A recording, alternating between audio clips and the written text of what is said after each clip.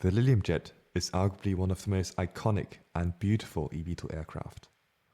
However, it is undoubtedly the most controversial concept too. On the one hand, it has won numerous awards, such as the Red Dot Design Award called Best of the Best, LinkedIn's top rank for startups in Germany, and the IF Gold Award in the discipline of professional concept. But on the other hand, numerous aviation experts are skeptical about the Lilium Jet. They question the feasibility of Lilium's performance targets because it is significantly higher than competitors. In 2020, the Lilium Jet was marketed as a 5-seater with a 300-kilometer range, a feat that the company attributed to its unique design, an aircraft with canards, deep propulsion and airframe integration, and so-called electric jets. In January 2020, Aerokurier, a German aviation magazine, dismissed Lilium's market claims based on a technical paper written by an aircraft engineer who chose to remain anonymous.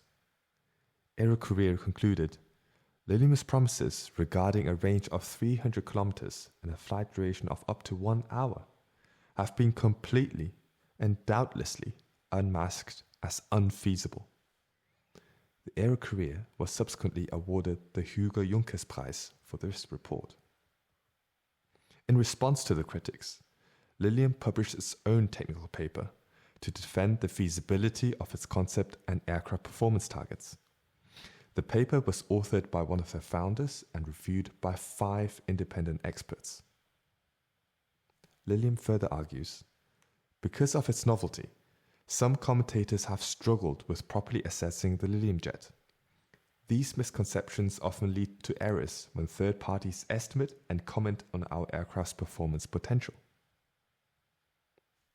Meanwhile, as these controversies continue, Lilium's funding has increased considerably. According to Crunchbase, the total funding amount is, as of now, $945 million. Additionally, Lilium has built one of the best teams in the world, featuring top talents from Airbus, Rolls-Royce, and Honeywell, to name a few. So, will the Lilium Jet work, or will it fail? To deeply understand this issue and the debates, we must first cover the fundamental principles of electric aircraft design and examine the benefits and drawbacks of Lilium's concept. Then, we will carefully review the technical papers by Aerokurier and Lilium to assess who is right and who is wrong. And finally, we will examine Lilium's history to understand its trajectory into the future. My name is John. I'm an aircraft engineer from Berlin, Germany. I'm the author of this video and your presenter for today.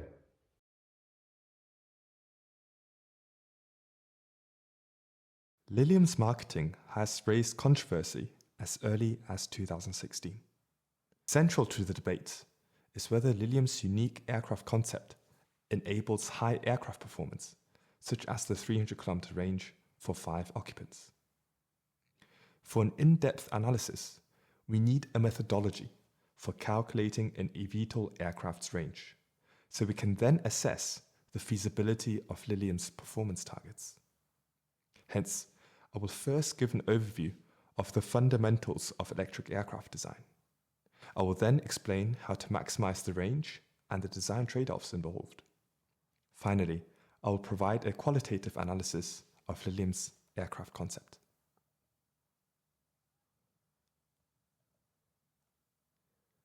We estimate the range from the aircraft's flight path. This screenshot, taken from Lilium's website, shows the Lilium Jet's flight path and tells us, amongst other things, how long the hover and cruise flights are. This information is essential because the cruise flight contributes towards the range, whereas hover flight reduces it. So, how can we quantify their impact on the range? For this, we need to analyze power and energy. Below, we are showing the power consumption for each flight segment, and the area below the power curve is the energy consumption.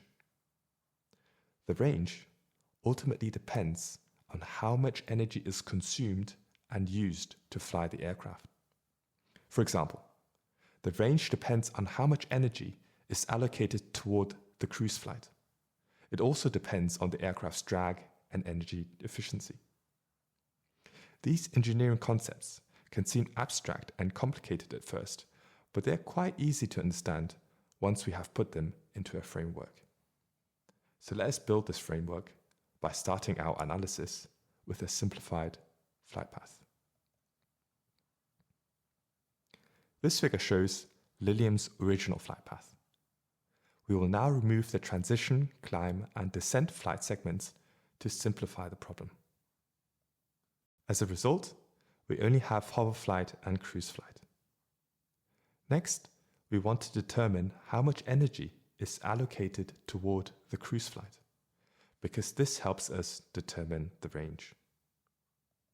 We can find an answer by using an energy balance, which gives us this equation. The total energy consumption equals the energy for hover flight plus cruise flight. The energy balance already gives us two insights. First, we can increase the range by allocating more energy for the cruise flight. Second, we can allocate more energy by, for example, adding more batteries to increase the total energy, or lowering the hover time to reduce the energy consumption for hover flights. These are two high-level insights. Let us now get a more in-depth understanding by examining the cruise flight more deeply. The cruise flight is most interesting because this is where the aircraft flies the fastest, spends most of its time, and does most of the range. In fact, we can use the standard definition of work to gain insights into what we can do to maximize the range. For this, we need to contextualize the general definition to get the following equation.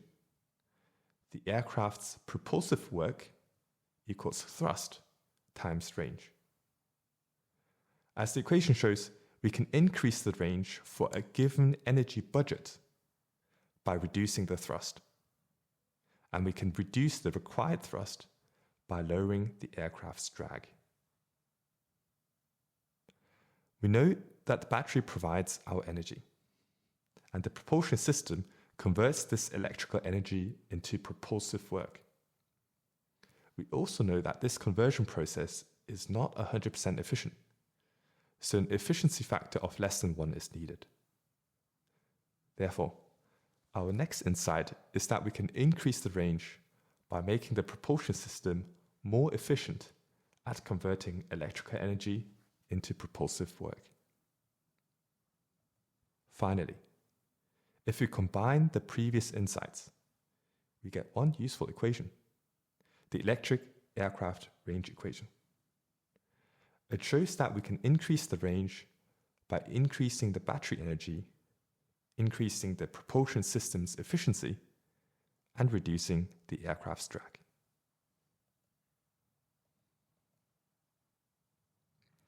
Maximizing the range of an eVTOL aircraft is crucial because it unlocks tremendous business potential. However, design trade-offs limit the extent to which the range can be reasonably maximized. So I will now break down these three parameters, energy, efficiency, and drag, for valuable insights into these design trade-offs. Let us start with the battery energy. The battery energy depends on the battery's energy density and mass. Therefore, we can increase the range by increasing the battery's energy density, mass, or both. We can also draw more energy from the battery by using more capacity and discharging it to a lower state of charge. Increasing the battery mass can result in overweight aircraft and problems with certification. For example, the EASA requires these eVTOL aircraft to be less than 3,175 kilograms. At some point, growing the aircraft's weight is no longer viable. Therefore, the other design option is reducing mass elsewhere to compensate for the additional batteries we want. thereby preventing the aircraft from becoming overweight. For example, we can exchange one passenger for an extra 100-kilogram battery pack, thus trading that passenger for a higher aircraft range. However, there are several design trade-offs for this second option. To understand them, we must first break down the aircraft's mass into three categories, namely payload, battery, and empty aircraft mass. We can then use the concept of mass fractions, which is easily explained by the following example. A battery's mass fraction is the percentage of the battery mass to the aircraft's total mass. This parameter helps us understand and compare different aircraft concepts. For example, you would expect the high-range concept to have a high battery mass fraction. And what are the design trade-offs for having more batteries? As this figure explains, the payload generates the revenue per kilometer, the battery determines the maximum range, and the empty aircraft mass fraction affects the aircraft's functions, performances, and design margins. Therefore, an optimal aircraft design must balance these different needs, which all compete for the mass budget. And thus, the design trade-offs for more batteries are, for example, lower revenue per kilometer or low redundancy for flight safety. Following our previous analysis, we can see why eVTOL aircraft have low payload and range. Their low aircraft performance is due to three penalties: electric propulsion, VTOL capability, and safety requirements. For example, the battery's low energy density means there is less energy for a given mass budget, and hence a lower range. Furthermore, the VTOL capability requires additional systems, which increases the empty aircraft's mass. Similarly, safety requirements need backup systems and components, further increasing the aircraft's empty mass. And a larger empty aircraft mass results in smaller mass budgets for the payload and battery. As we just saw, there are no easy design trade-off choices for the battery mass. Therefore, besides increasing the battery mass, what else can we do to improve the aircraft's range? We will now turn the other options for increasing the range. So let us examine the propulsion system efficiency. The propulsion system consists of batteries, other minor electronic components, electromotors, and rotors. The propulsion system's efficiency is the total of these component efficiencies. Therefore, if we want to maximize the propulsion system efficiency for a higher range, we must understand the design trade-offs for these components. So let's start by reviewing the rotor efficiency and its design trade-offs. Rotors come in many different shapes and sizes. They can even have ducts, as in Lilium's case. However, all rotors operate on the same basic principles, regardless of their design. And there are two fundamental principles that govern rotor efficiency. The two fundamental principles are as follows. The fluid efficiency determines the inviscid losses, and the viscous profile efficiency determines the viscous losses. A more detailed explanation is given in the figure. We'll skip toward the design trade-offs for these two efficiencies. We can increase the fluid efficiency in two ways, which all have their design trade-offs. First, we can increase the rotor diameter, though this can create issues in the aircraft configuration, such as rotor tip clearances. Furthermore, an increased rotor diameter might mean our rotor and motor become heavier, reducing the mass budget for our battery and payload. The second option is to increase the aircraft's velocity. However, this option requires a larger electric motor, since propulsive power increases with the aircraft's drag and velocity. A greater power requirement implies heavier motor, so, as before, the mass budget for the battery and payload is reduced. And there is another design trade-off. Due to the high design cruise speed, the rotor inflow during cruise flight differs more greatly from hover flight, which can result in a lower viscous profile efficiency, especially for rigid rotors. We can increase the viscous profile efficiency in two ways. First, as discussed in the previous slide, the viscous profile efficiency gets penalized by the different rotor inflows during the cruise and hover flights, especially for a rigid rotor. We can solve this problem by using a variable pitch rotor, which ensures the relative wind meets the rotor blade at an optimal angle for different advance ratios. Our second option is to reduce the number of rotor blades because rotors with fewer blades have lower viscous profile drag and higher viscous profile efficiency. As this figure shows, a two-bladed design is the most efficient, but this figure also reveals that rotors with fewer blades generate less thrust, which can be a problem for eVTOL aircraft since they require enormous thrust for vertical takeoff. Hence, the rotor design must balance various design trade-offs, and maximizing the rotor efficiency for a higher range will create costs elsewhere. Okay, we just reviewed the design trade-offs for the rotor.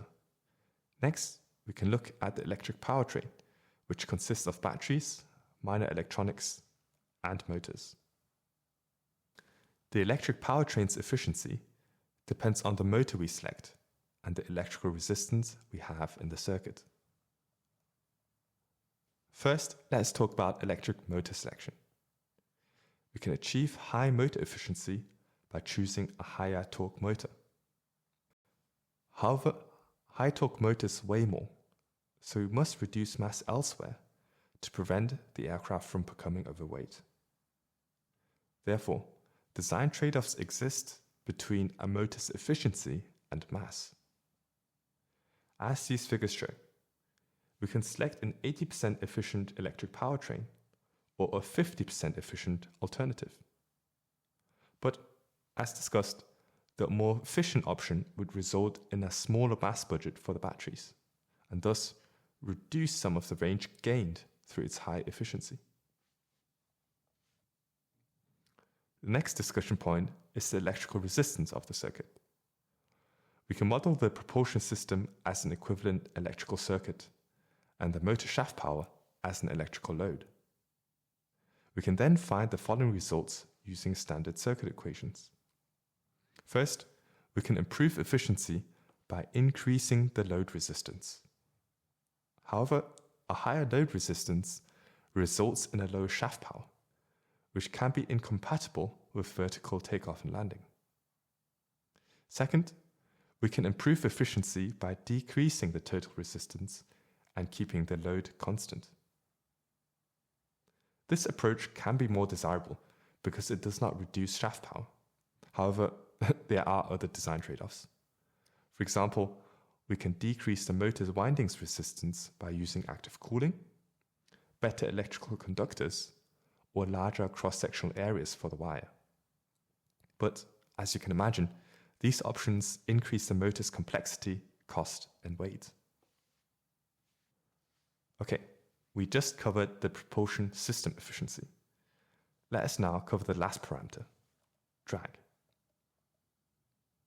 Our aim here is to minimize the total drag, and hence the thrust requirement for the cruise flight, making the aircraft more efficient and able to fly further. We can approach this problem by first categorizing the drag and looking at ways to optimize each category. I have listed some ideas for drag optimization in the figure. For example, we can reduce the induced drag by increasing the aspect ratio of our wing. A case in point is the glider, which has a high aspect ratio and is strongly optimized for low drag. However, having such a high aspect ratio for an eVTOL aircraft is not possible due to numerous reasons. For example, an eVTOL aircraft can have several large propulsion units mounted on its wings, which generate enormous forces, bending moments, and torques during hoverflight. The wing structure must be designed accordingly, but increasing the aspect ratio makes the wing weaker, more flexible, and more prone to failure. Hence, an eVTOL aircraft's wing cannot have the same aspect ratio as a glider for structural reasons. Okay, so we have just covered all three parameters contributing to an electric aircraft's range: energy, efficiency, and drag. We saw that optimizing the range involves many design trade-offs, and while it is possible to optimize it strongly, we must be careful of the consequences. After all, safety and noise are also critical for success. So we need a balanced solution. We also discussed the performance penalties inherent to eVTOL aircraft. Specifically, electric propulsion, VTOL capability, and high safety requirements lower the aircraft's payload and range. For this reason, the battery is considered a key enabler of eVTOL aircraft performance. For example, increasing the battery's energy density can extend the range without conventional aircraft design trade-offs. However, we must remember that the battery must be a balanced solution too. So we should not let hope inflate our expectations of the battery's energy density. Finally, besides the battery, many other parameters could be improved. For example, our previous analysis showed that motors with high torque-to-weight ratios are just as crucial for the range. Since eVTOL aircraft are new, we have little history and collective experience regarding their design, manufacture, and operation. Hence, the number of different eVTOL concepts today show that there is no universally accepted solution to this novel and complex optimization problem. With this in mind, what is Lilium's approach to solving this challenge? Let us now analyze Lilium's concept.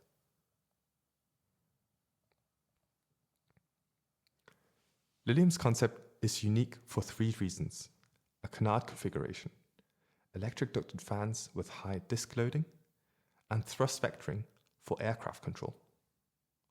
We will only look at the ducted fans today because they are essential for the range estimation, whereas the other two aspects are more important for aircraft control and stability.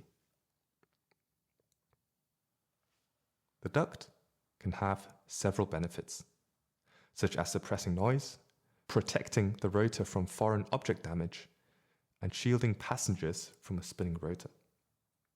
Additionally, some people find the duct visually attractive, an advantage that cannot be underestimated. Finally, the main benefit of a duct is that it can increase rotor efficiency for two reasons. We will examine one of them, namely how the duct improves the fluid efficiency. If we compare an open rotor to a ducted fan, we will find that the ducted fan only needs 71% of the open rotor's power to generate the same thrust. In other words, the ducted fan is 41% more efficient. This result agrees with Lilium's statement on its technology blog. During hover, ducted fans have roughly 40% increased efficiency compared to an open propeller. The duct can increase the fluid efficiency in the following way. First, it can guide the airflow and remove the vena contractor from the slipstream. As you can see from the figures, the ducted fan does not have a vena contractor, but an open rotor does. As a result, the duct can increase the mass flow and reduce the exit velocity. Finally, lower exit velocities yield higher fluid efficiencies, as this equation shows. So, the duct increases the fluid efficiency by effectively acting like a larger rotor, increasing the mass flow and reducing the exit velocity. The previous comparison used the same disk loading. However, the Lilium Jet uses a much higher disk loading than all other eVTOL concepts.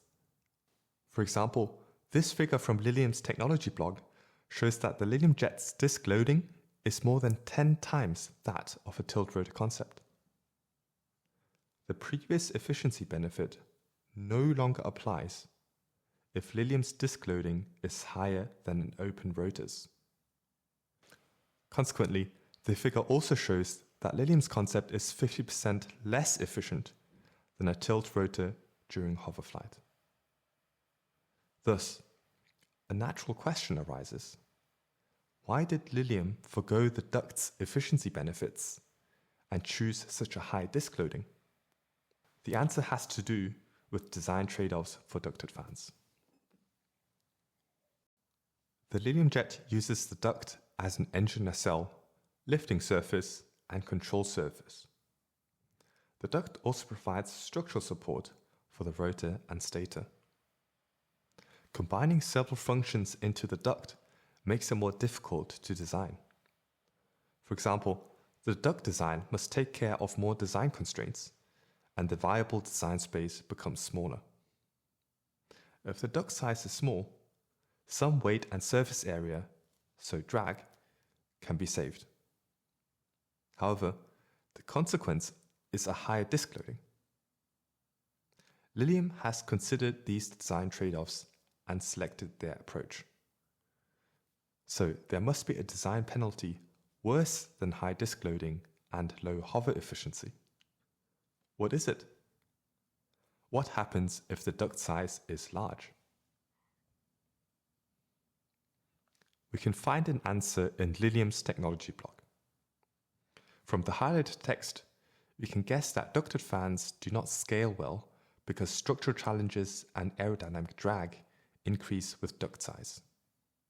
Thus, using ducts for VTOL aircraft can result in high disk loading because the ducts must be small and the thrust requirement is high. Conventional airplanes with ducted fans do not have high disk loading because they do not need to do VTOL.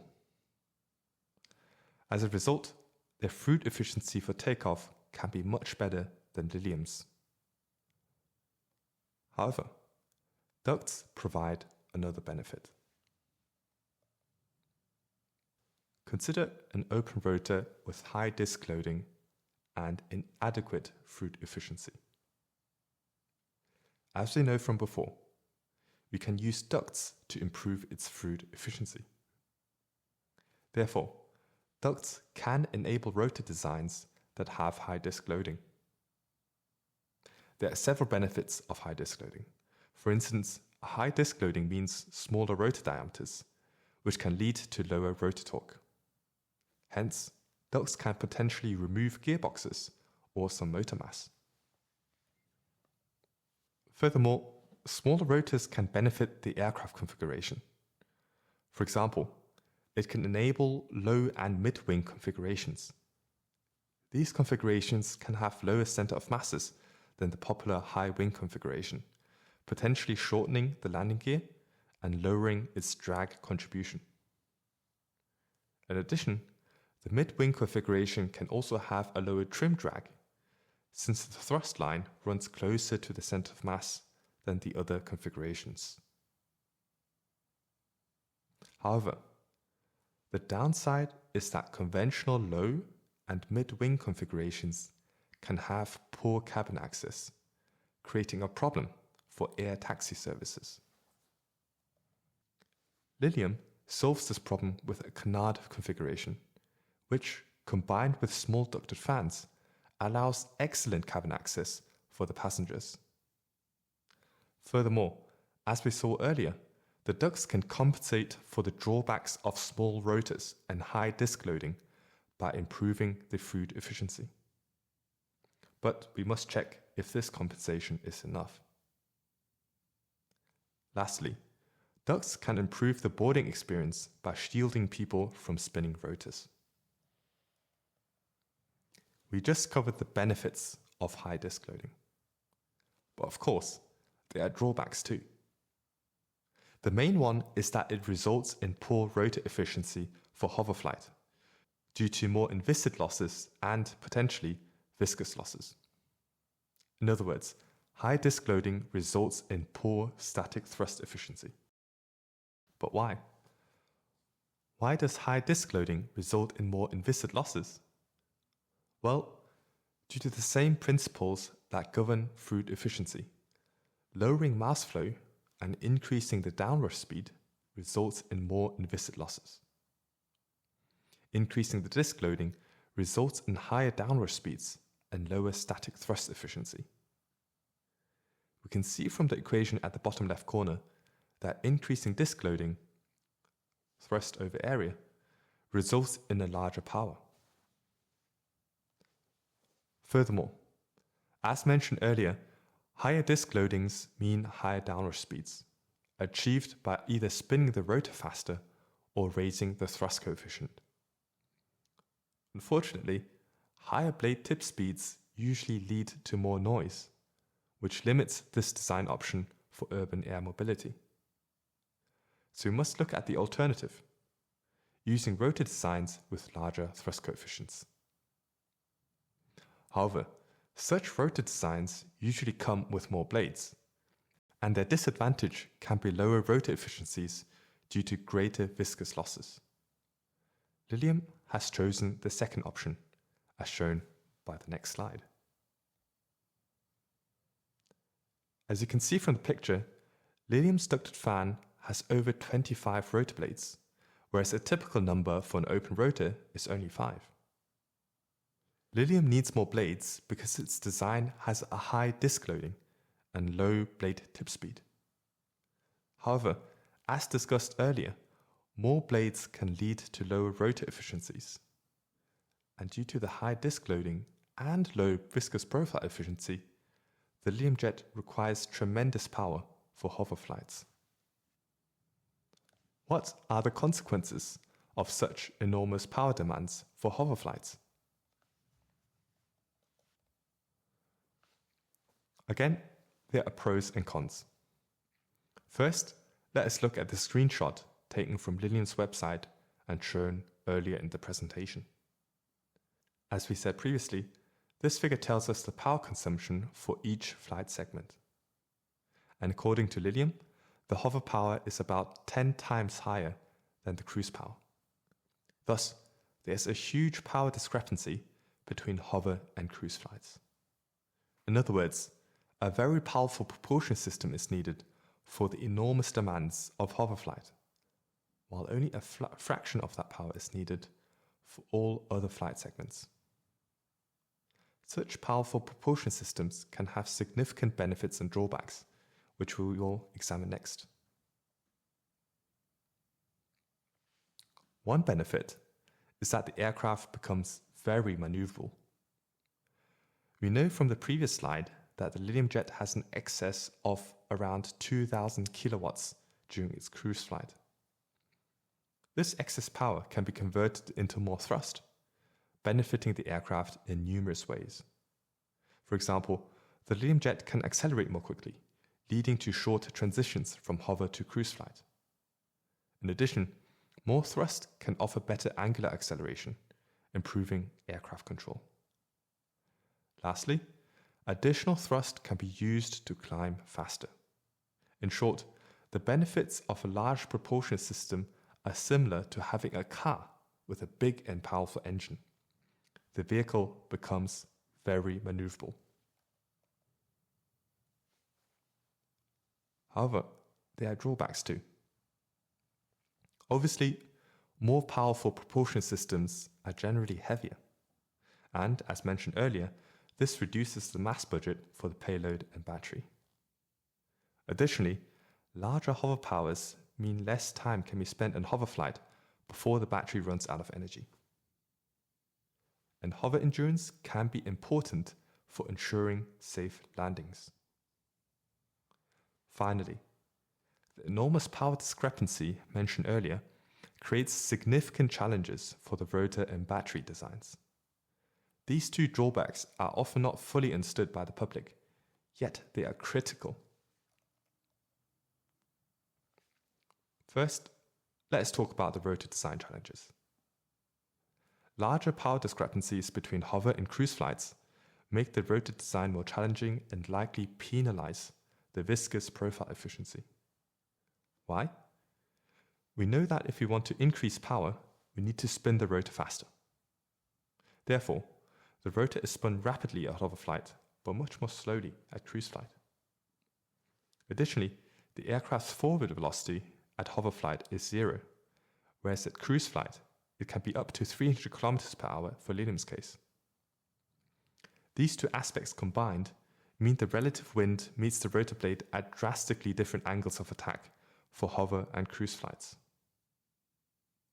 And, as we know, an airfoil operates optimally only at a narrow range of angles of attack.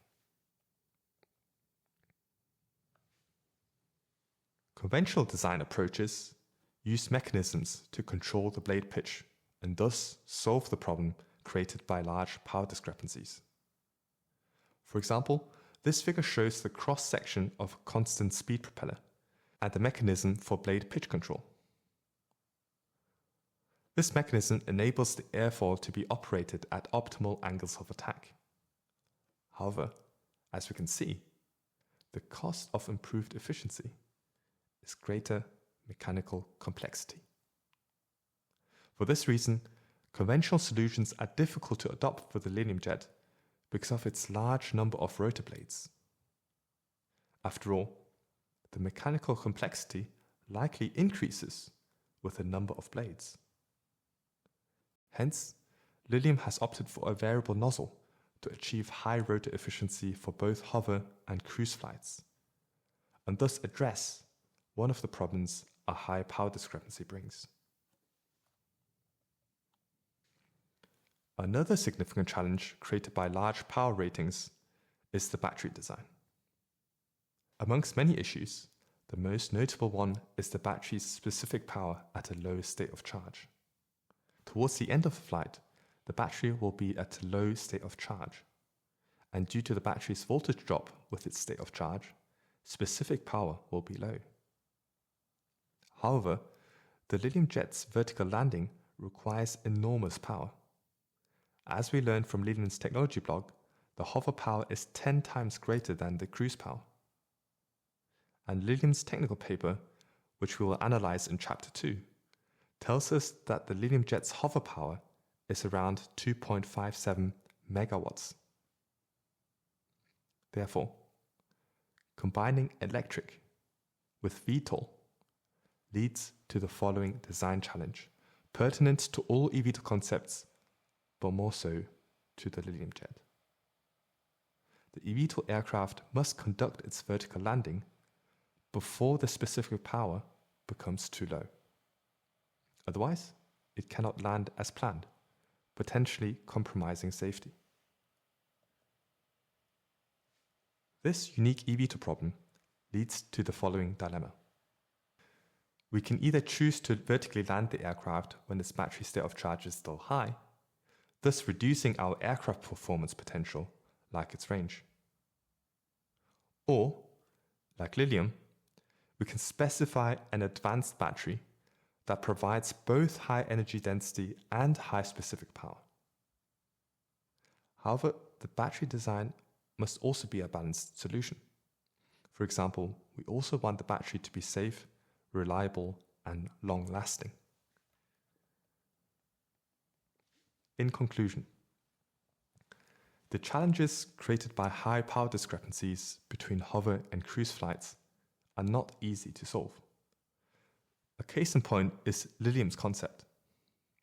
Its ducted fans are both the cause of high disk loading and, paradoxically, somewhat of a cure to the problems of high disk loading too.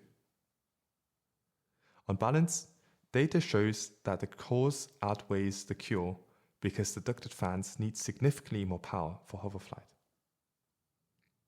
However, one question remains. Is Lilium's concept a well-balanced solution? We have found some answers up to now. As we saw, rather than penalizing the aircraft's performance potential, Lilium decided to specify advanced batteries. This decision effectively shifts the burden from the eVTOL concept to the battery design. Thus, the power imbalance generated by Lilium's concept potentially results in imbalanced battery design requirements.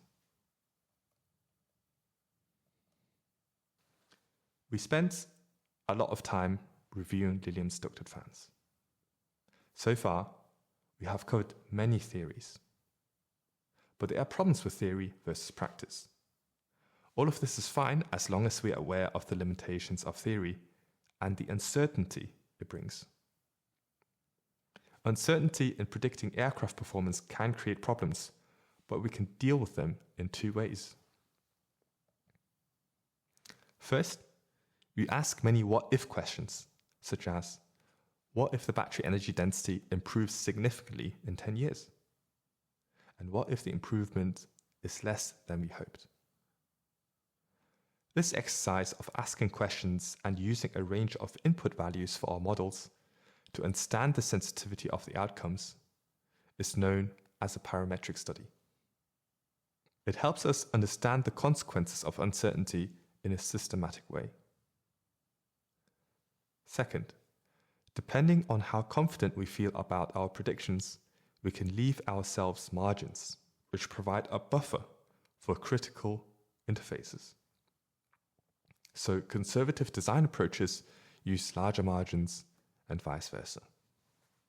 There have been several parametric studies of the Lilium Jet over the past 7 years, some private and others public.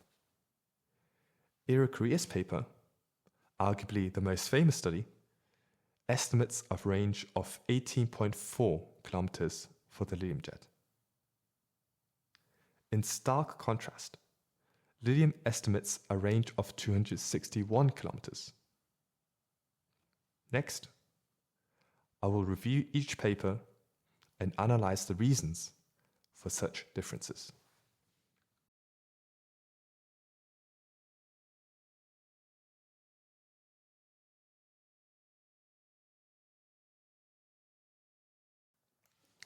As mentioned previously, Aerokurier's article from January 2020 raised severe doubts about Lilium's range.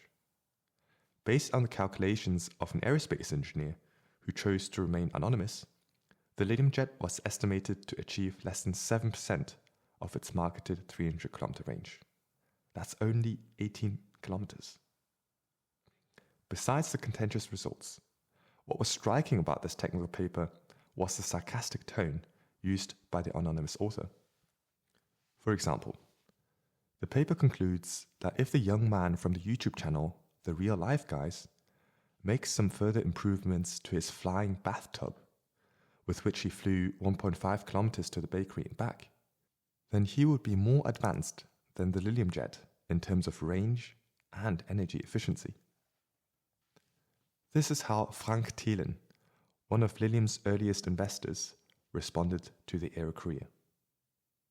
It seems you have already made your decision to negatively bias this article.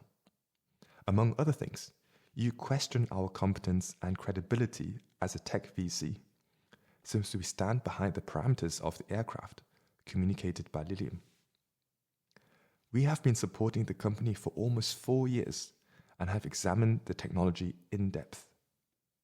We have critical information and parameters that your professors should not have, which means that their assessment of the feasibility of the jet cannot be sufficiently supported. Frank Thielen concludes, instead of supporting innovative, young companies and visionary founders, we nip their innovative ideas in the bud with our skepticism. You rely on the opinions of some professors who do not know the necessary parameters to evaluate the Lilium's technology, and considered it completely out of the question that several top-class engineers and experts who have worked on the Lilium Jet for years have achieved a breakthrough in the history of aviation? To which the anonymous aerospace engineer responded, "It is astonishing how Mr. Thielen thinks so little of the professors, and how superhuman he seems to think the Lilium team is." It wasn't until more than a year after Aerokurier's article, in April 2021, that Lilium published its own technical paper to defend its eVTOL concept. This chapter examines the two sides of the debate, arguments that both question and defend the Lilium Jet's capabilities, by reviewing the technical papers by Aerokurier and Lilium, respectively. Aerokurier's paper uses a simplified version of the methodology I described in Chapter 1. When I reviewed the paper in detail, I found the author modeled the hover power incorrectly because of two fundamental mistakes related to the physics of propulsion rather than a typo, a rounding error, and so on. The first mistake is related to modeling hover efficiency. The second mistake is related to modeling ducted fans. Consequently, this paper significantly overestimates the Lilium Jet's hover power, resulting in more energy consumption in the hover phase and, therefore, a very low aircraft range of only 18.4 kilometers. Let us now examine these two mistakes in more detail. The author estimated 110 kilowatt hours of battery energy for the 5-seater and assumed an efficiency of 0.2 for the propulsion system during the hover phase.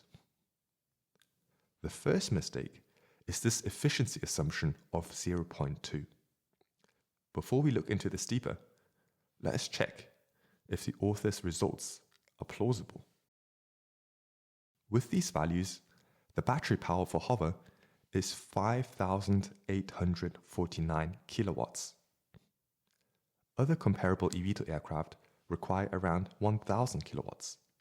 A Tesla Model S has a vehicle power of around 761 kilowatts. So the author's power estimate seems far too high by a factor of 3 to 6. Overestimating the hover power like that has an enormous impact on the aircraft range.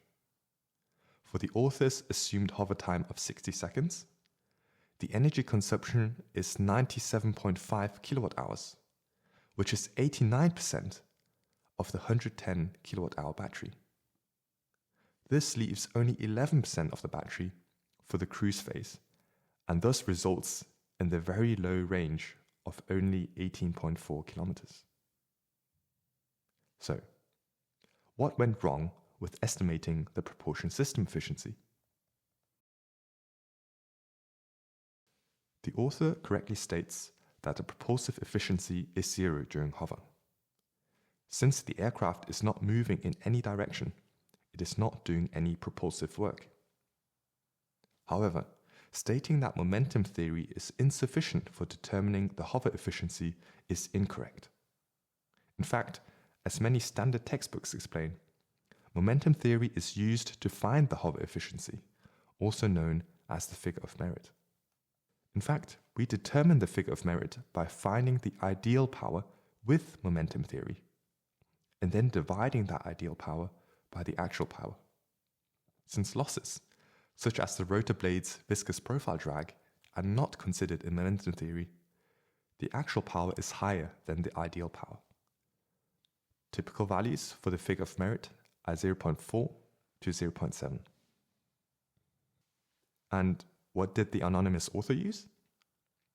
The author used a value of only 0.2, based on a so-called time average method. However, the paper does not describe this method in detail, and no justifications or references were provided for the value of 0.2. I think that a hover efficiency of 0.2 is far too low, a sentiment held by other experts too. The Aerokurier reports that another professor's estimation for the hover efficiency is 0.62, higher by a factor of more than 3. This paper mistakenly used the power equation for an open rotor. As explained in Chapter 1 of this video, the power requirement of a ducted fan can be significantly lower. The absence of a Wiener contractor would make a ducted fan more efficient than an open rotor. In conclusion, the author seems to have confused propulsive efficiency for hover efficiency and has modeled an open rotor instead of a ducted fan. The author used a value of 0.2 for the hover efficiency, which is far lower than technological capabilities of today. The justification of a value of 0.2 was not based on empirical evidence, but on an unexplained time averaged method. Therefore, I find this value to be unjustified. I support my arguments with our cross-checking of the results, which revealed an enormous power value of 5,849 kilowatts for the hover phase, which is highly implausible for a vehicle of this size. The implications of these mistakes are significant, especially considering how the author used the results to criticize the Lilium concept in a sarcastic tone by comparing it to the performance of a flying bathtub. Nonetheless, I consider this paper's qualitative analysis and subsequent discussion on the Lilium Jet logical and reasonable. As rightly raised by Aerokurier to Lilium, how do you come about Lilium's aircraft performance, as postulated for years, of transporting 5 people at 300 kilometers per hour over a distance of 300 kilometers? Does that not seem too good to be true? What has been Lilium's immediate response? Oliver Walker-Jones, the head of communication at Lilium at the time, said, "The performance data we publish is based on the synthesis of ground test performance data of the aircraft's individual components, as well as data obtained from 7 months of flight testing and state-of-the-art simulation software. Furthermore, the data we are getting from our flight test campaign continues to confirm our predictions." The long-term response came more than a year later in the form of a technical paper by one of Lilium's co-founders. So let us now examine Lilium's paper.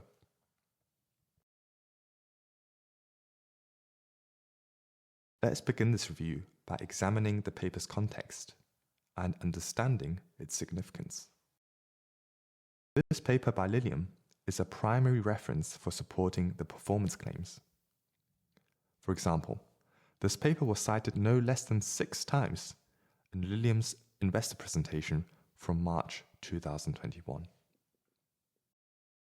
We can also find it on the front page of Lilium's investor relations website. And it is cited multiple times in the Tech FAQ section on Lilium's investor relations website. Let us stay on this FAQ section for a little longer to understand the paper's context.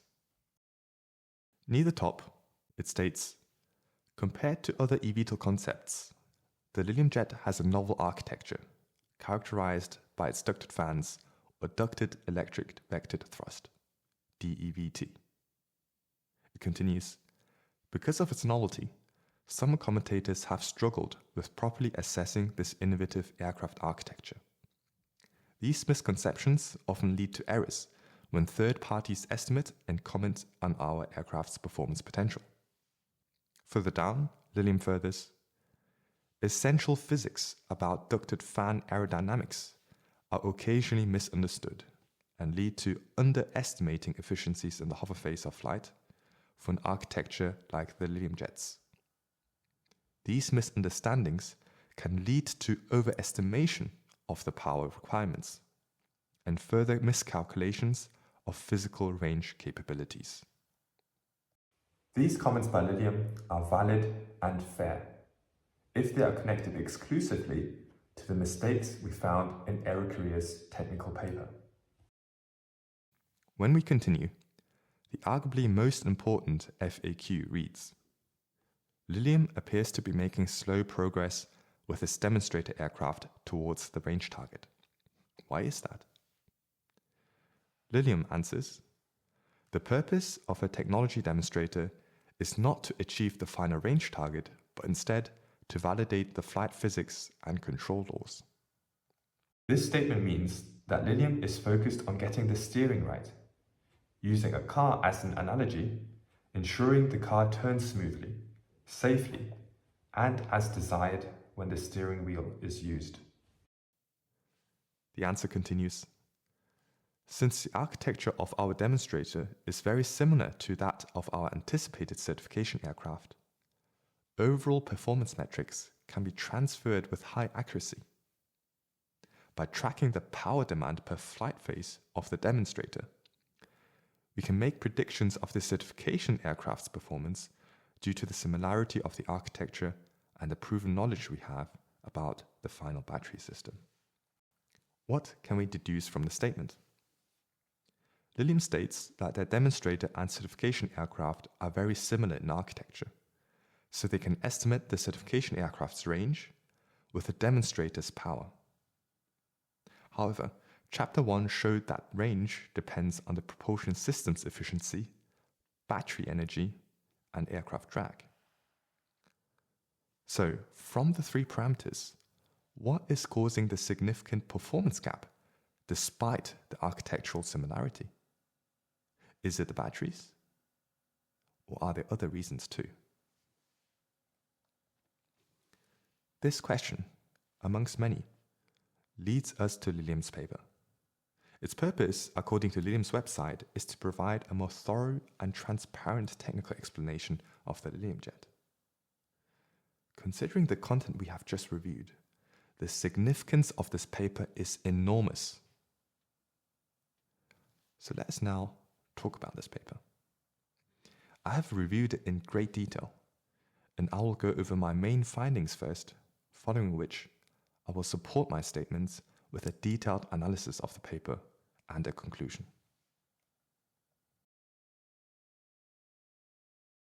My main finding is that the paper's aim is not supported by its content.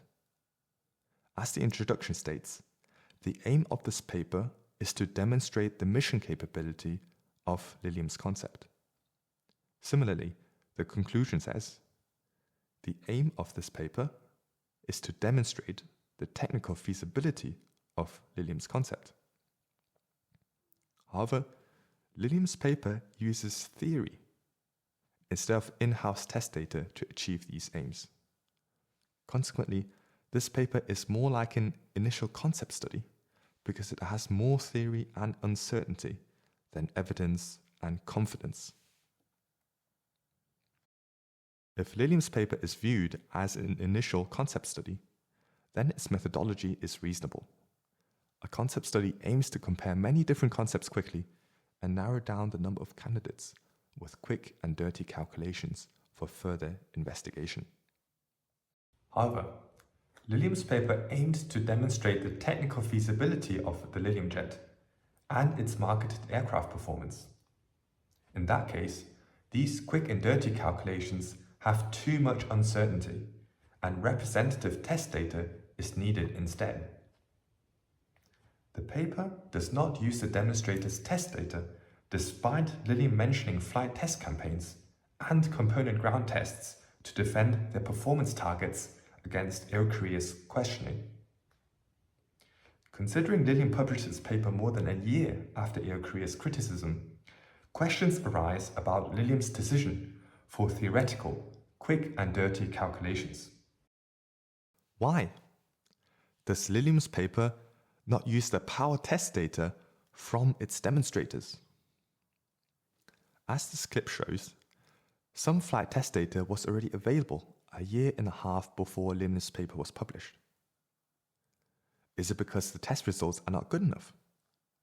Is the aircraft's power higher than expected? Is it performing worse than required? Not using the concept demonstrators' test data to demonstrate the technical feasibility of the concept cannot be for intellectual property reasons. Sharing performance data is not sharing intellectual property because performance data does not contain know-how. While it can be justifiably argued that geometric data is intellectual property, basic performance data, such as aircraft power and energy efficiency, are not, because it is impossible to replicate the Lilium Jet by knowing how efficiently it performs in tests. It is impossible to replicate a design by knowing the tested value of the design's benefit. Furthermore, as of the time of making this video, Lilium's aircraft demonstrators do not have a core technology, the variable nozzle, which ensures high efficiency for both hover and cruise flight. Lilium's most recent demonstrator, the Phoenix 2, has chevrons, which are features for reducing noise. These two figures show the design differences between chevrons and variable nozzles. Here is a close-up view of the differences.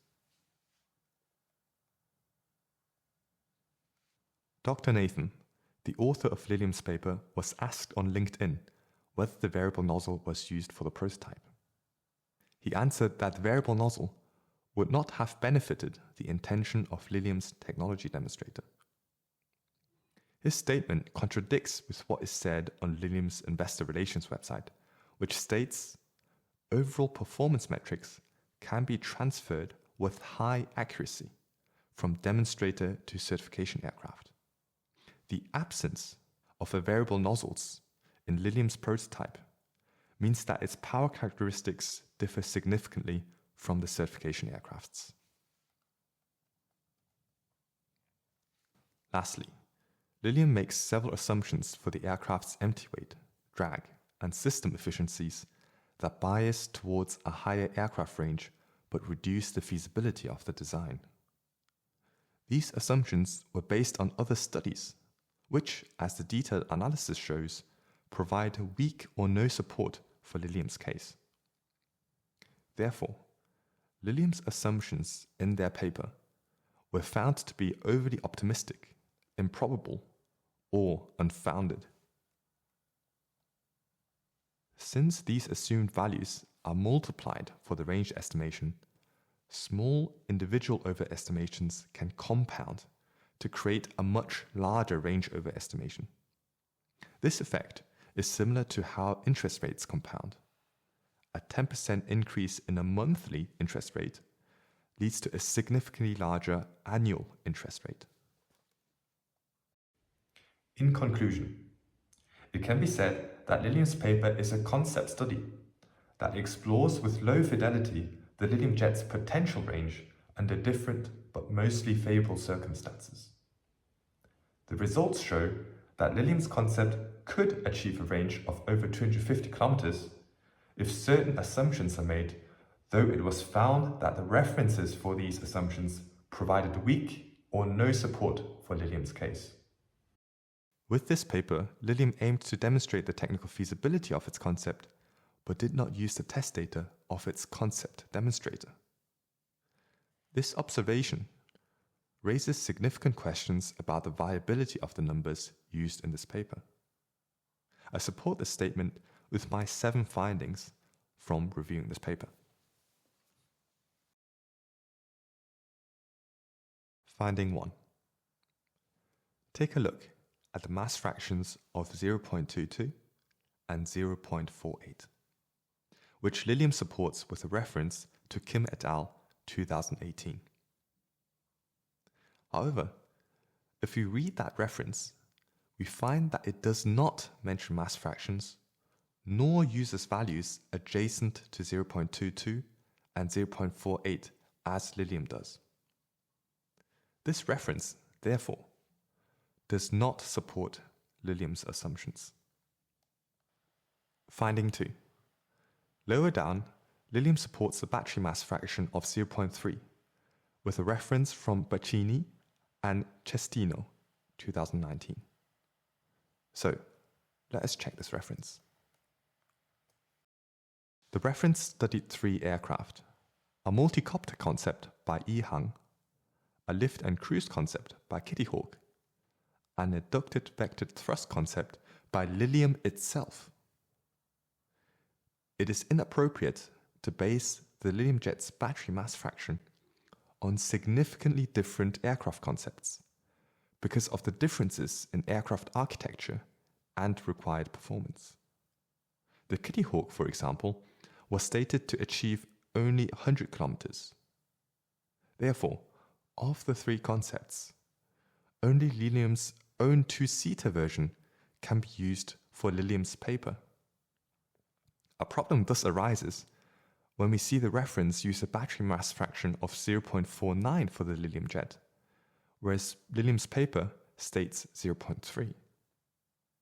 This reference, therefore, provides little support to Lilium's battery mass fraction assumption. Finding 3.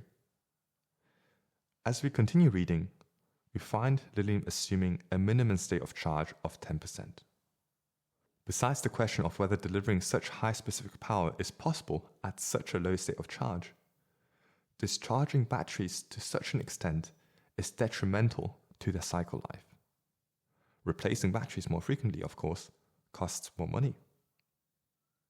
For these reasons, a more reasonable minimum state of charge is 20%. If a maximum state of charge of 90% is also considered because of charging time, the available battery energy reduces even further.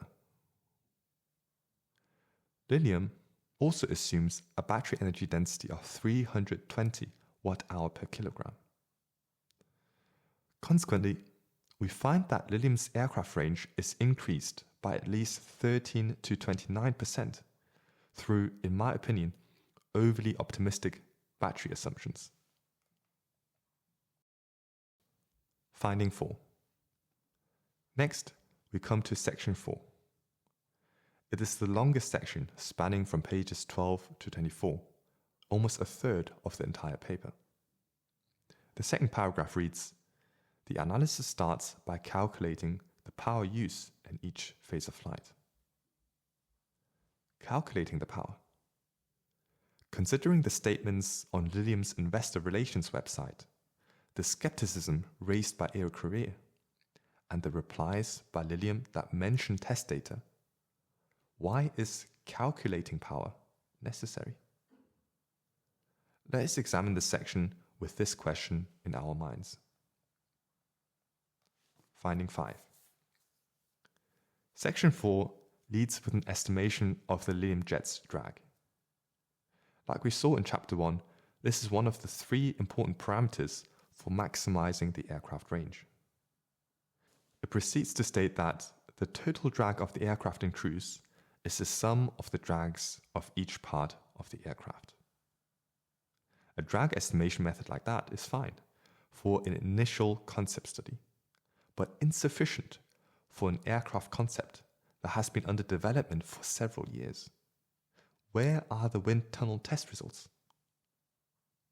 Furthermore, when we examine equation 15 and the subsequent text, we find that the landing gear drag was not considered. The canard's drag contribution was omitted entirely or partially.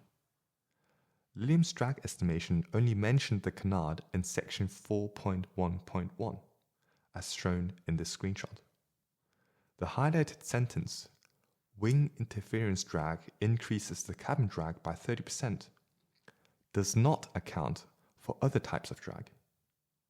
Furthermore, no reference was provided for the 30% value. For the lift-induced drag, Lilium only accounted the wing area, despite their technology block stating that only 60% of the lift comes from the main wings. Hence, the lift-induced drag from the canards and cabin were not added. Among other details we did not cover, these omissions likely lead to an underestimation of the drag, as reflected by Lilium's lift-to-drag ratio. Lilium's value of 18.26 seems too high, though I cannot be certain of this conclusion without test data as evidence. Still, if we compare Lilium's lift-to-drag ratio to other aircraft, we find that Lilium's value of 18.26 is significantly above average. The result of a potential drag underestimation is that the Lilium Jet's range is increased. Let us now examine the propulsion system efficiency by starting with the ducted fan. Lilium's paper reads, The design flow coefficient of the fan as 1.09 is higher than those typically reported in the literature, where the optimal flow coefficient is approximately 0.6. The choice of a high design flow coefficient is deliberate. It allows both the fan diameter to be kept low and the blade tip Mach number to be below 0.45. In other words, Lilium's high disk loading and low blade tip speed push the fan design into unconventional design spaces. The paper continues. High fidelity analysis give Lilium confidence that ducted fans with high flow coefficients like 1.31 can be designed during cruise flight at efficiencies of 0.83, while achieving peak performance in hover flight with a fan efficiency of 0.88. Note that Lilium's flow coefficient for cruise is more than double the typical optimal flow coefficient of 0.6. Uncertainty is also shown from the words analysis, gives confidence, and can be designed, instead of more reassuring words like tested, demonstrated, and was designed. A reference to Howell 1945 is provided, who purportedly measured isentropic efficiencies of 88 and 85%. Let us examine this reference. Figure 82 of Howell's paper shows a tested stage efficiency of around 88% at a flow coefficient of 1.0. If Lilium's isentropic efficiency and Howell's stage efficiency are considered equivalent, then the 88% reported in Howell's paper corresponds to the value quoted in Lilium's paper. However, for a flow coefficient of 1.3, Howell reports a stage efficiency of only 72%, which does not correspond to Lilium's 85%. The difference between Howell's 72% and the Lilium's 85%, which was made in reference to Howell's work, was not explained in Lilium's paper. Finding 7. Next, let's talk about motor efficiency. Lilium's paper assumes motor efficiencies of 92 to 95%. Typical motor efficiencies range from 70 to 85%, so Lilium's values are at the high end of the spectrum. Achieving such a high efficiency would require very low friction between the shaft and its bearings, minimal ohmic resistance in the motor, and a high torque motor. As discussed in Chapter 1, a high torque motor enables a higher motor efficiency, but adds more weight. Since the Lilium Jet's total shaft power is more than double that of other eVTOL aircraft due to its fan's high disk loading, its motors must be sized for both high power and high efficiency, and are thus likely heavy. Though some motor mass is reduced by increasing the number of propulsors, as explained in my previous video, I remain skeptical about how Lilium plans to achieve such high motor efficiencies, shaft power, and low weight simultaneously. Lilium states that the viability of these numbers is demonstrated and discussed in more detail in section 5.2. If we examine section 5.2, we see Lilium mentioning aerospace suppliers, but ultimately referencing a paper by Zeitz et al. From 2012. Okay, so let us examine this reference. The introduction of this reference states, the International Air Transport Association and the European Commission announced ambitious emission reduction targets for the year 2050. It continues, to this end, the authors have recognized that a forward-looking, pre-concept review is warranted in establishing, firstly, what potentially can be realized with electrically powered aircraft propulsion in the future. Thus, this references forward-looking pre-concept review demonstrate the viability of Lilium's motor efficiency numbers? To further answer this question, let us look at the technologies studied in this reference. This screenshot shows that this reference is a study of high-temperature superconducting technologies, which feature motors with cryogenic rotors equipped with superconducting cores. It is highly unlikely that Lilium is using such advanced technologies. The efficiency values used by this reference are not representative of near-term technology capabilities and do not support Lilium's case. So, again, we come back to the question: why does Lilium reference such futuristic technology capabilities instead of using its own test data?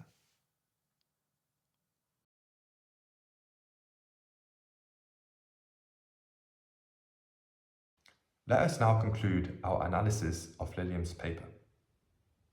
As we saw in Chapter 1, component efficiencies are multiplied to give the total efficiency. We multiply the total efficiency by the battery energy and divide it by drag to determine the range. Therefore, overestimations for individual parameters compound like interest rates do. For example, if every parameter is inflated by 10%, then these inflations compound to give a much larger range overestimation. What we have seen in Chapter 2 is that Lilium has likely overestimated numerous parameters, such as the battery energy density, lift-to-drag ratio, fan efficiency, and motor efficiency to achieve a range of 261 kilometers. Furthermore, the paper does not consider the degradation of battery performance with age. Therefore, the Lilium Jet's range is likely significantly below the 261 kilometers estimated by Lilium's technical paper.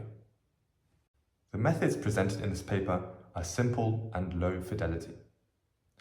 Though the paper claims its methodology allows a range to be calculated accurately, no model validation or error analysis was presented to substantiate this claim.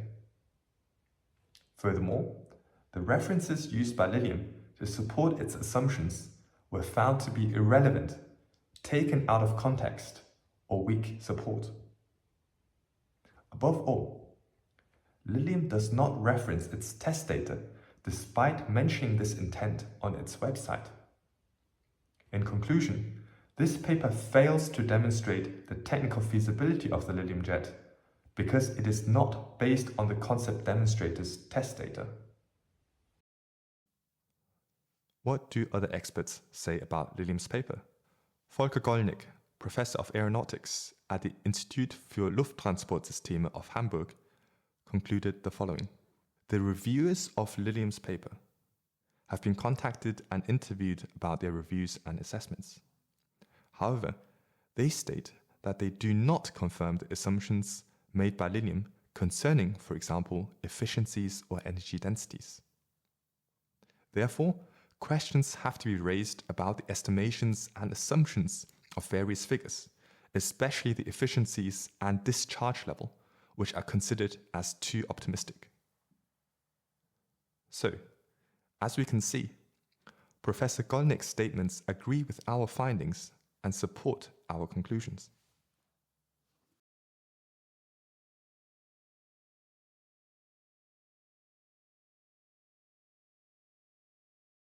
The paper we just analyzed was published in early April 2021, a few days after Lilium's announcement of the development of the 7-seater jet.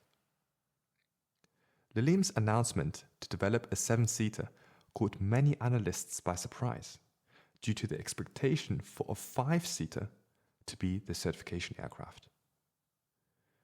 This announcement is one of the numerous key events in Lilium's evolution as a startup. To better understand where Lilium is today and where it could possibly be in the future, we must understand Lilium's history. Lilium was founded in 2015 by 4 students from the Technical University Munich. These 4 students were on a mission to change the world with Lilium. As Sebastian Born, one of the co-founders, explained, "We are doing something here that has the potential to change the world. In terms of the difference it could make, we think it's similar to the transition from horses to cars. While commercial flying has come down in price over the last couple of decades, nobody has ever succeeded in truly democratizing flight, making it available to anyone, anywhere, anytime." In the founding year, the company's mission was to give people personalized air transport. The marketed aircraft performance was even higher than they are today. Watch this clip of one of the co-founders of Lilium speaking at Eco15 in London. So it combines the flexibility of a helicopter with the speed and comfort of a business jet. It gives you everything that traveling lacks today. A speed of up to 450 kilometers per hour, an all-electric range of 500 kilometers, no traffic jams, no delays, and probably the best view. Besides the higher aircraft performance, the timeline was shorter. In May next year, we will do the first manned hover flight with a full-scale prototype. In 2018, the aircraft will be ready for certification, and market entry is planned for 2019. The manned hover flight, where a test pilot sits inside the vehicle, never occurred in May 2016.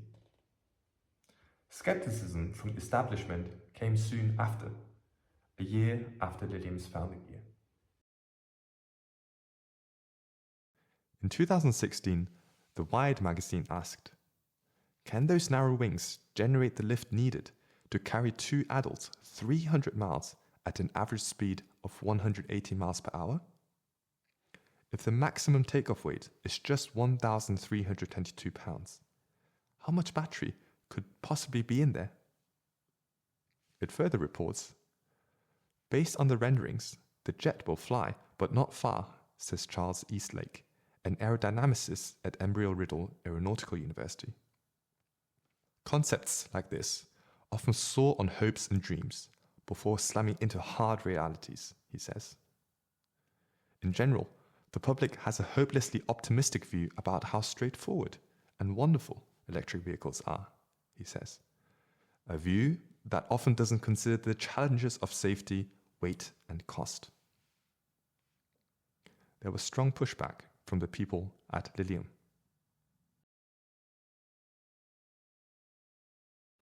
Watch this clip of one of Lilium's co-founders speaking at the Hello Tomorrow Summit in 2017, pushing back against criticism.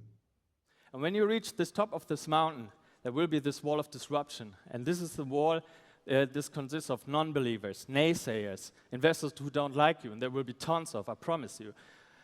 And the only thing that you have to do now is to smash this wall down. And the only way how to do is, when you disrupt the world, you will always run against it. So take your hat, smash against it, and it will hurt, literally. At that event, Lilium explained that both their business model and aircraft concept had changed. Last year, I was actually presenting you our answer to the individual on-demand transport problem to get a person from point A to point B. And I was showing this bad boy here, a two-seated, all-electric vertical takeoff and landing jet. Last year, I demonstrated or said in some years that you will fly from Charles de Gaulle to here, and this will be not changed, but the whole business case behind it and what we want to do changed completely. My name is Patrick. I'm one of the co-founders of Lilium Aviation, and this is our answer to the urban mobility problem. A fully electric vertical takeoff and landing jet with 5 seats, an air taxi, and the first of its kind. In 5 years from now, I want all of you, when you arrive at Charles de Gaulle, that you take out your mobile phone, order a jet, and fly within 5 minutes here to Le 104. The new vision was an air taxi service. Perhaps as a consequence of the changes, the market entry was then moved from 2019 to 2022. The aircraft performance was additionally lowered to 5 occupants, a 300-kilometer range, and a speed of 300 kilometers per hour. From 2017 onwards, Lilium's new mission was to make air taxis available to everyone and as affordable as riding a car. The team envisioned that the Lilium Jet could take off and land anywhere, and customers can take off with the push of a button on their mobile phones. You can book the jet on your smartphone. It's going to come, pick you up, fly to your destination, land, and drop you off again. And the great thing about this is it's going to be the same price like an Uber, but it's 300 kilometers per hour fast. Those selling points remained consistent for many years afterward. What did not remain consistent, however, was Lilium's timeline. The first manned flight was pushed from 2016 to 2019, and the market entry was pushed from 2022 to 2025.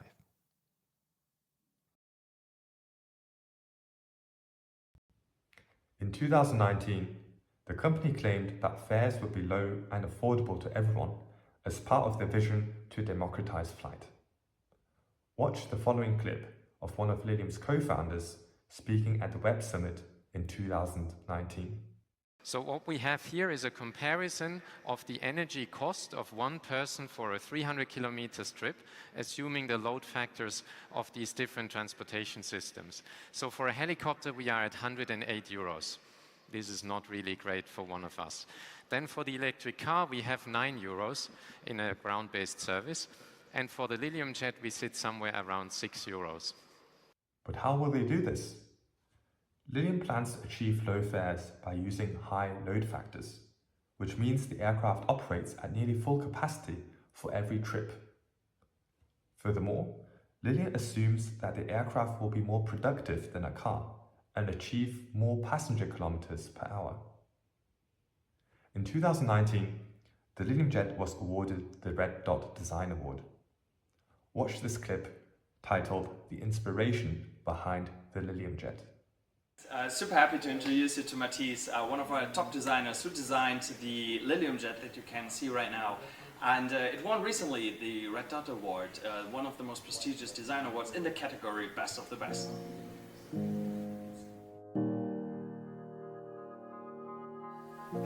So the goal was really to inspire myself from the nature and really catch this elegant line that a manta ray has when she glides in the water, and to integrate that into the prototype.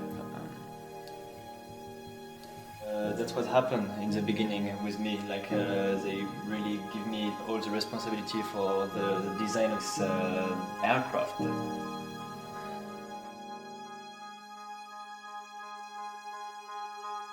So I came to Lilium to really create something completely new, to really improve the world, to design something.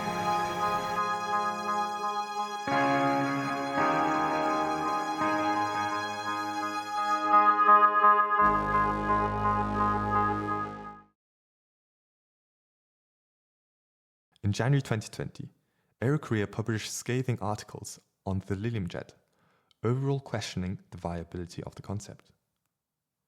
These articles were based on the technical paper we analyzed in Chapter 2. Though critical calculations were incorrect, the central question drawn from the results still holds true today. Where is the test data from Lilium's concept demonstrators? However, this doesn't seem to have affected Lilium's rise. In October 2020, Lilium was named the #1 startup in Germany by LinkedIn. By now, this is one of the dozens of accolades Lilium has received over the years. Lilium's stable of world-class talents continued to grow. At the end of 2020, Lilium appointed veteran Rolls-Royce engineer Alistair McIntosh as their Chief Technology Officer. A few months later, in January 2021, Tom Enders, former Airbus CEO, joined the Lilium board. How would they lead Lilium? Many commentators wondered.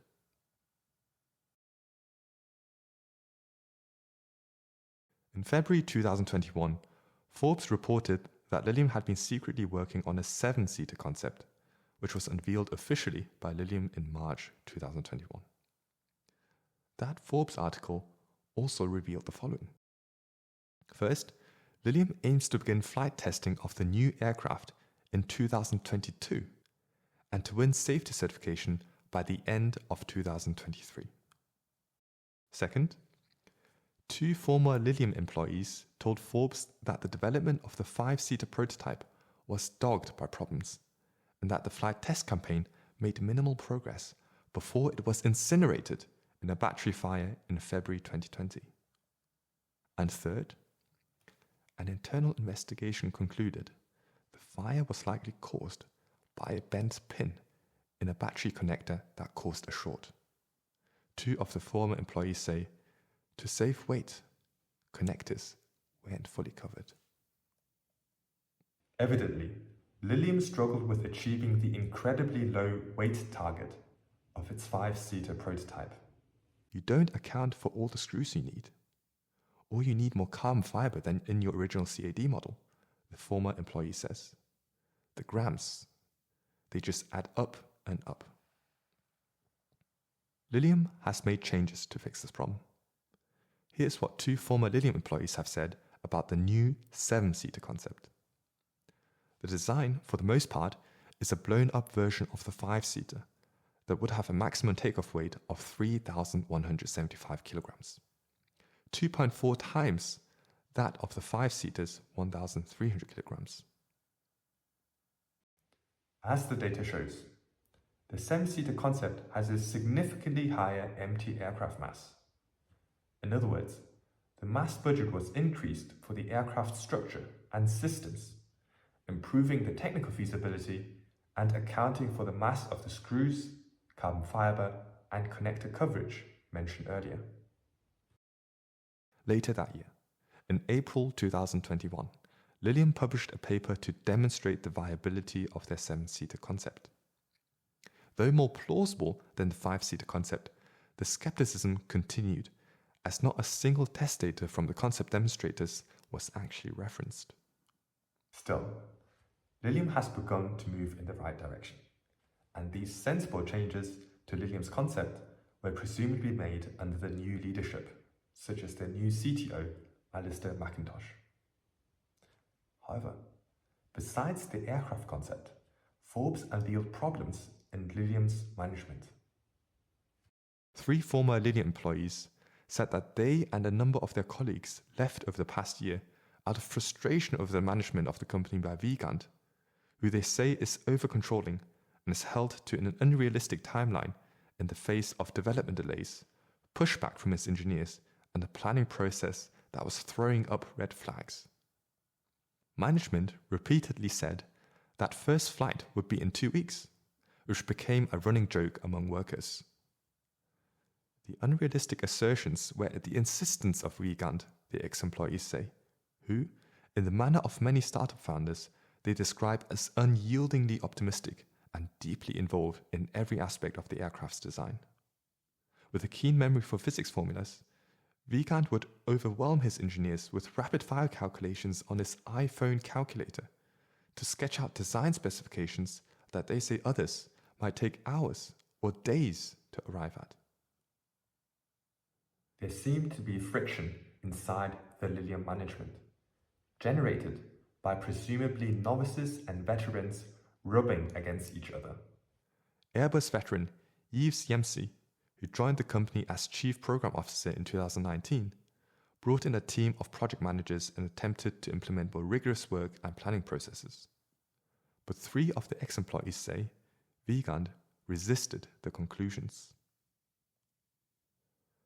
Despite this backdrop of problems, the year 2021 concluded with Lilium winning the IF Gold Award in the discipline of professional concept. A manta ray was depicted in the aircraft sketches.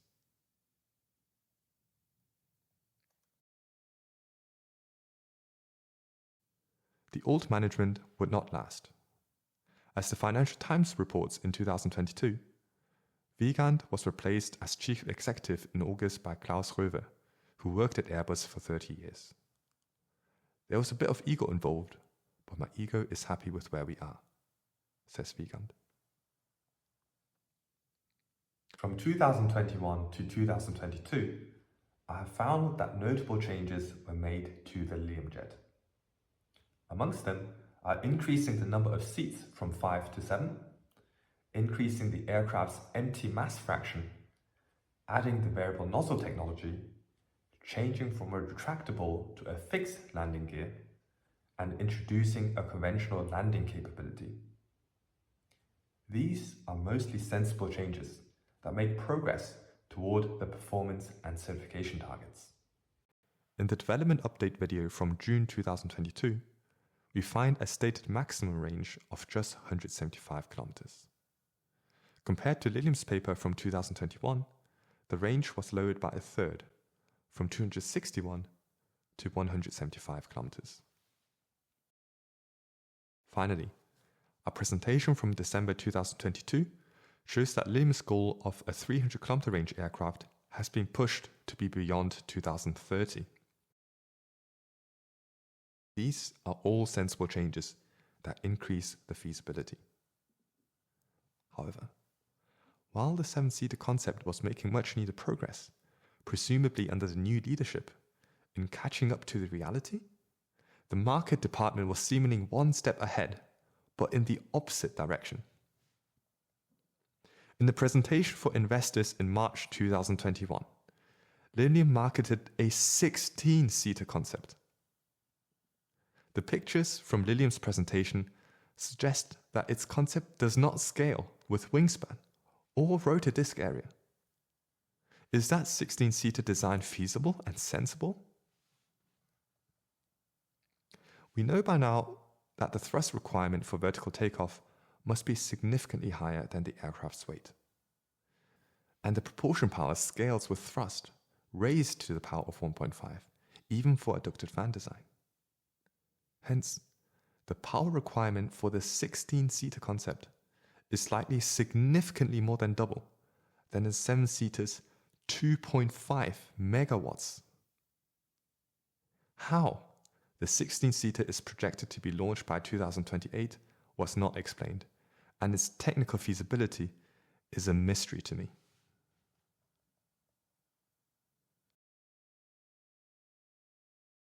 Going forward, Lilium must finish developing and testing a full-scale prototype of its 7-seater concept, the anticipated certification aircraft. The 7-seater prototype significantly differs to their current one, the Phoenix 2, notably in weight and the variable nozzle. If the variable nozzle technology is not matured in time, the aircraft will experience drastically different rotor inflows during hover flight and cruise flight, resulting in either poorer hover efficiency, cruise efficiency, or both. The consequences of low efficiencies are significant. A lower hover efficiency results in a higher shaft power requirement and thus larger propulsion systems. A lower cruise efficiency penalizes the aircraft range, reducing the current target of 175 kilometers even further.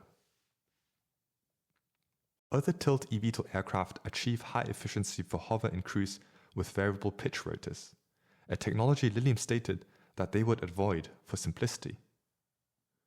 However, variable pitch rotors are much more common and arguably better understood than variable nozzles. Hence, Lilium's quest for an efficient design does not seem so simple after all. Currently, the Lilium Jet's success depends heavily on advanced battery technology and favorable regulatory requirements such as a low hover time. Lilium's other challenges include developing the variable nozzle and certifying the aircraft before 2025. Considering these significant uncertainties and difficulties, here's what I would do going forward. First, going for such a high range and high payload concept generates unreasonable requirements for the battery and the aircraft's empty weight. From my visual impression, Lilium's concept could have a lower drag and a higher minimum drag speed than its competitors. These characteristics would mean that the concept is better suited for high speed and range, advantages that must be kept at all costs, even at the cost of payload. The 7-seater's target range of 175 kilometers is unimpressive. Considering that time savings, in other words service value to the customer, increase with range, the simplest change would be to convert the 7-seater to a 5-seater or even a 3-seater by exchanging passengers for additional battery packs. This change increases the battery mass by 200 to 400 kilograms and the range disproportionately more by around 40 to 80%, assuming the energy expended for everything other than cruise flight remains constant. From a mission perspective, the Lilium Jet design is essentially trading away its hover capabilities for aircraft range. However, I believe hover capabilities are more important for certification than range, due to the need to maximize hover endurance for safe landings. Therefore, the potentially better but more difficult solution to Lilium's problems will be to lower the disk loading by reducing the overall aircraft size and mass, while keeping the rotor disk area the same.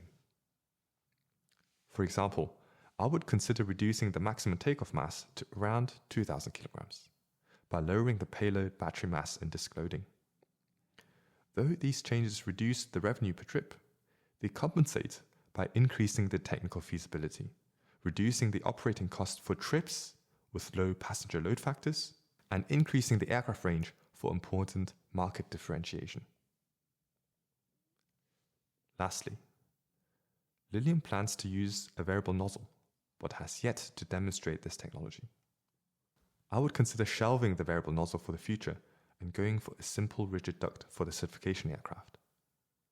The fan blade design would consequently need to be a compromise of the demands of hover and cruise phases.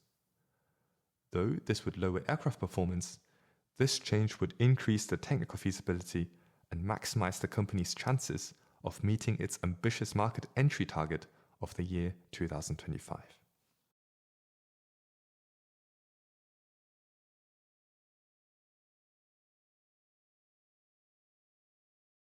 As we have seen in Chapter 1, optimizing the range of an electric aircraft involves design trade-offs between aircraft drag, system efficiency, and weight. Finding the optimum solution is challenging, especially when other issues like safety and noise are also considered. The challenge is further increased by the absence of an eVTOL development history, detailed regulations, and market-validated requirements. The vast number of unique eVTOL concepts in research and development reflects the wide range of approaches taken in interpreting, optimizing, and implementing these design trade-offs. Lilium's approach is a ducted vectored thrust concept, characterized by canard wing configuration, electric ducted fans with a high disk loading, and thrust vectoring for aircraft control. Their concept is unique due to the implementation of numerous unconventional technologies. Uniqueness, however, can be a double-edged sword. On the one hand, it achieves important product differentiation in a crowded market space, and original, innovative, and bold designs are often lauded during early research and development phases.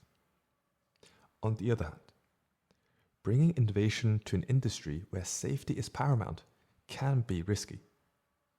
Therefore, the benefits of such innovations must be weighed carefully and candidly against their risks. In Chapter 2, we reviewed Aerokurier's and Lilium's papers. We found the Aerokurier significantly underestimated Lilium's range because of two fundamental mistakes in the power model for hoverflight. Nonetheless, the subsequent questions raised by Aerokurier were still reasonable. In particular, how Lilium planned to achieve its highly ambitious performance targets.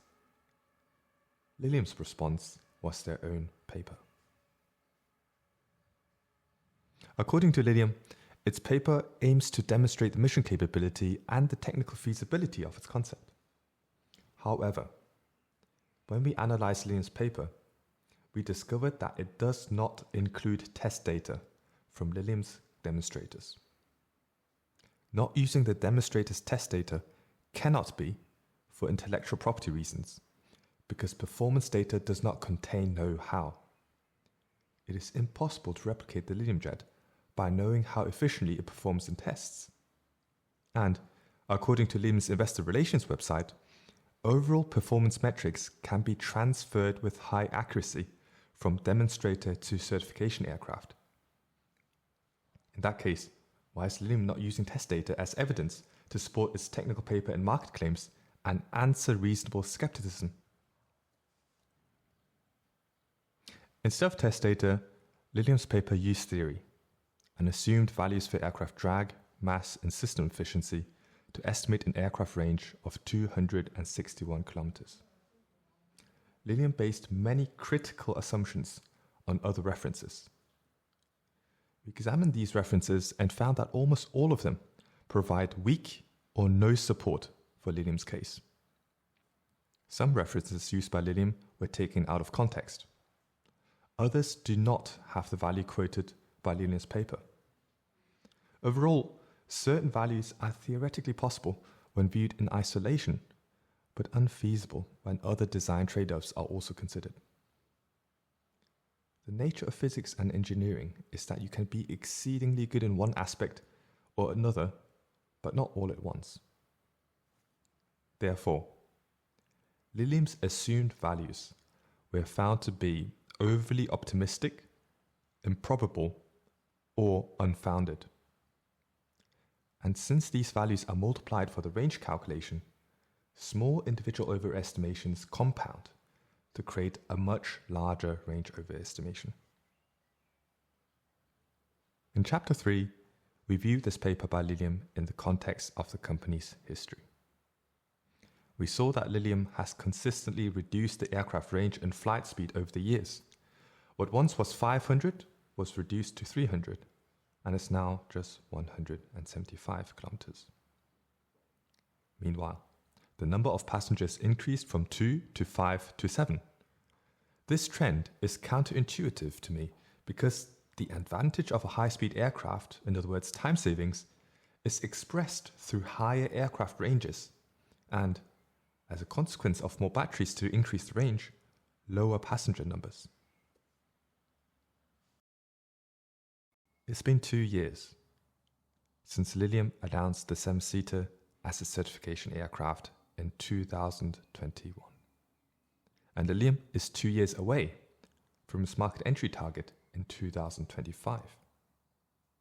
Going forward, Lilium must still build its 7-seater prototype and demonstrate the feasibility of the aircraft's 3-ton weight and the variable nozzle, which is crucial for achieving the 175-kilometer range. So, will the Lilium Jet work? In my view, it is extremely unlikely that the Lilium Jet can be made to work within the timeline given by the company. This view is shared by many other industry experts around the world. For example, Mark Moore, a prominent figure widely credited for kickstarting the eVTOL industry, has severely questioned Lilium's certification timeline. He said this about recent statements made by Lilium's CEO. I find it amazing that the CEO of a public company would say that he is 100% certain that they will have entry into service by 2025. He continues, the fact is that they haven't even built or flown a full-scale demonstrator as a basis to know when they will be certified. He furthers, I would think shareholders have litigation opportunities with these statements by Lilium's CEO.